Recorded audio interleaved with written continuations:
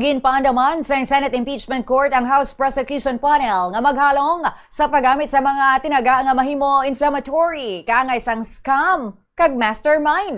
Nagsugod ining paandam kahapon matapos gingamit ni Private Prosecutor Attorney May D. Vinagracia ang amo nga mga tinaga samtang ginapamangkot si OVP Assistant Chief of Staff Lemuel Ortonio. Gintawag ni D. Vinagracia nga scam ang nagkalain-lain nga mga sabat sang OVP sa Commission on Audit o CONCOA kaangot sa paggamit sang confidential funds.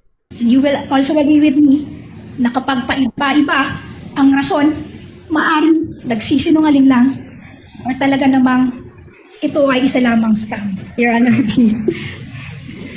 You and I both know, Attorney May, I have to sustain whatever basis for the objection, Attorney Christine Yes, may Your give. Honor. Move to strike the scam and nagsisinungaling. So strike it off the record. Yes.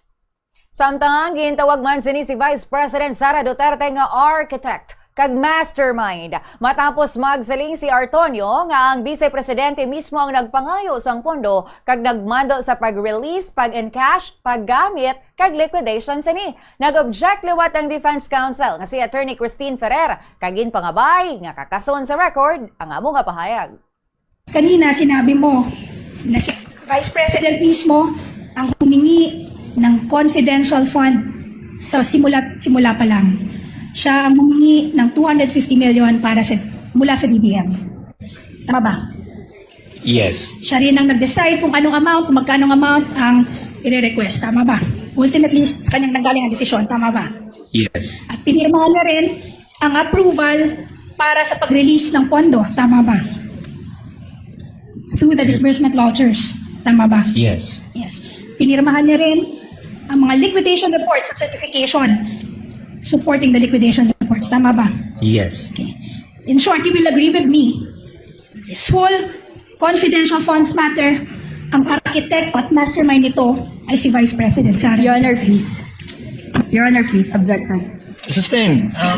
Mastermind. Move to strike, Your Honor, the statement.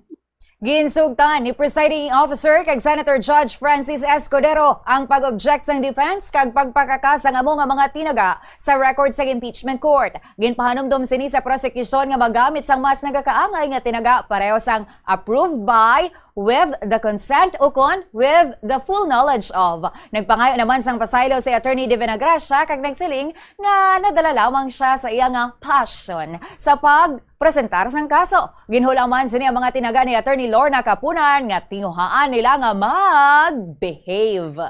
Well, Your Honor, we apologize if sometimes we get carried away by our zeal and our passion, Your Honor. But we at the prosecution, we just want to call a spade a spade.